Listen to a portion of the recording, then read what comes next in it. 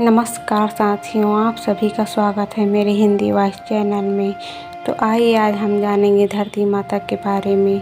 तो अंत तक बने रहिएगा और लाइक, कमेंट, शेयर, सब्सक्राइब जरूर कीजिएगा। तो चलिए करते हैं फिर शुरुआत। धरती माता किसकी पत्नी है? धरती माता भगवान विष्णु की पत्नी है और संपूर्ण जग की माँ है। धरती माता का असली नाम क्या था? धरती देवी के लिए संस्कृत नाम पृथ्वी है और उन्हें भूदेवी कहा जाता है। साथ ही साथ हिंदू धर्म में उन्हें भूमि देवी भी कहा जाता है और वह भगवान विष्णु की पत्नी थी। पृथ्वी के माता पिता कौन हैं?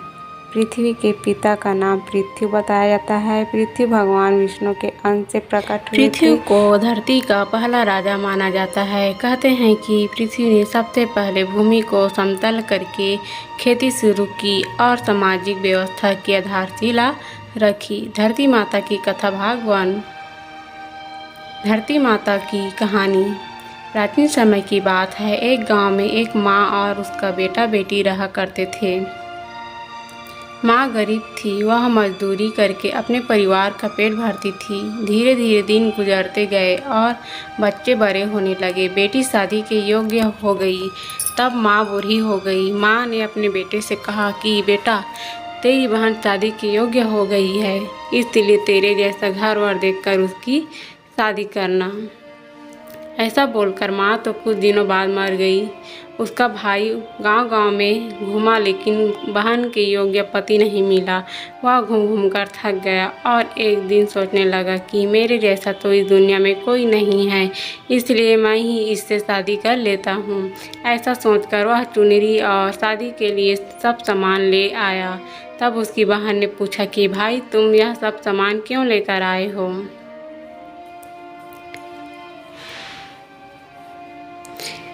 तब उसके भाई ने कहा कि बहन, यह सब सामान तुम्हारी शादी के लिए लेकर आया हूँ।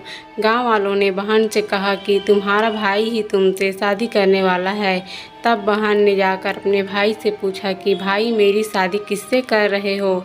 इस पर भाई ने कोई जवाब नहीं दिया। तब बहन समझ गई। उसने एक लोटे में जल लिया, चुनरी ली और चप्पल पहनकर जंगल की तरफ चली गई।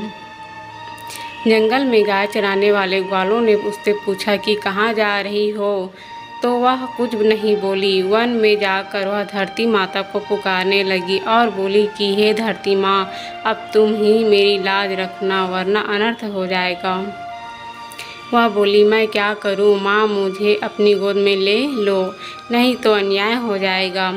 तब धरती फटी तो बहन ने एक तरफ लोटा, चुनरी और चप्पल रख दिए और वह धरती में जाने लगी।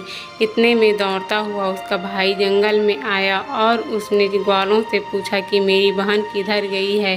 ग्वालों ने कहा कि तेरी बहन उस तरफ गई है। वह बहन बहन पुकारता हुआ उस तरफ दौड़ता है। तब वह देखता है कि उसकी बहन धरती में समा रही है। यह देखकर वह बहन को पुकारता हुआ उस तरफ दौड़ता है। तब उसकी बहन धरती में समा चुकी थी। केवल थोड़े से बाल दिखाई दे रहे थे। वह बहन के बालों को मुट्ठी में पकड़कर रोने लगा। बहन, तू सत्य के लिए धरती माँ की गोद में समा गई। मेरी बुद्धि भ्रष्ट हो गई थी।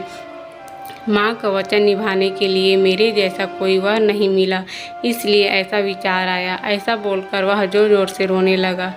पर धरती माँ ने सत्य के लिए बेटी को अपने में समा लिया। जो बाल बाहर थे वे दो बन गए।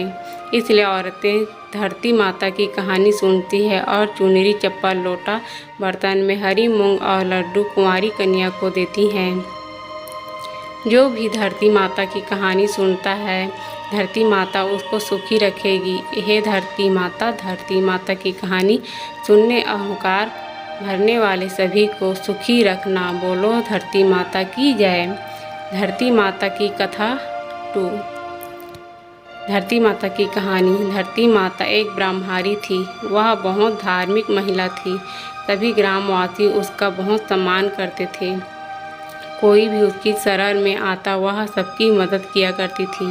मन ही मन भगवान का स्मरण किया करती थी। भगवान की सेवा, पूजा व ज़रूरतमंदों की सेवा ही उसका परम धर्म था।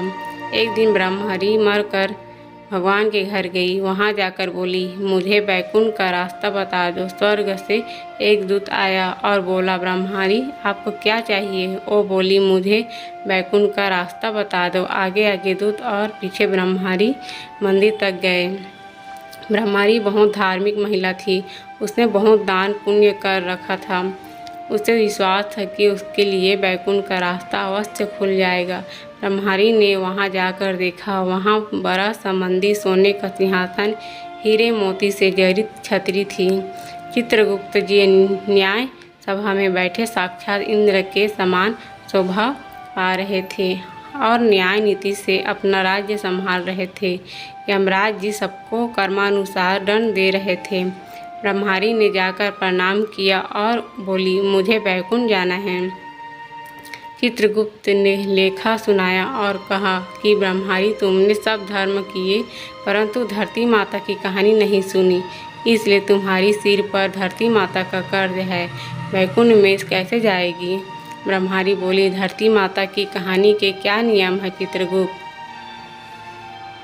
जी बोले, कोई 1 साल, कोई 6 महीने, कोई 7 दिन ही सुने पर धरती माता की कहानी अवश्य सुने, फिर उसका उद्यापन कर दें।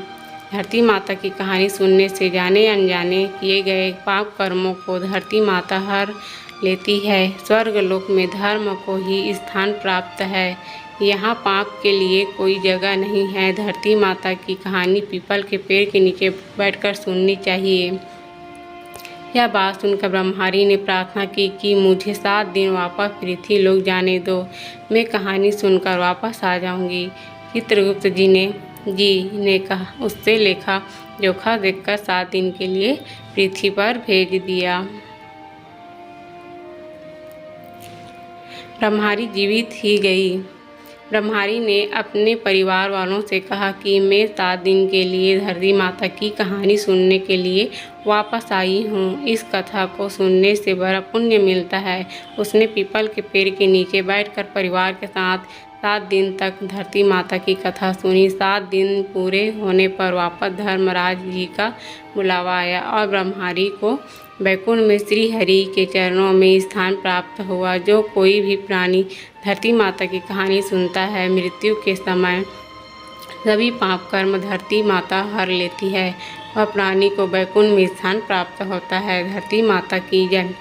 धरती माता की सदा ही जय हो। जय बोलो धरती माता की जय।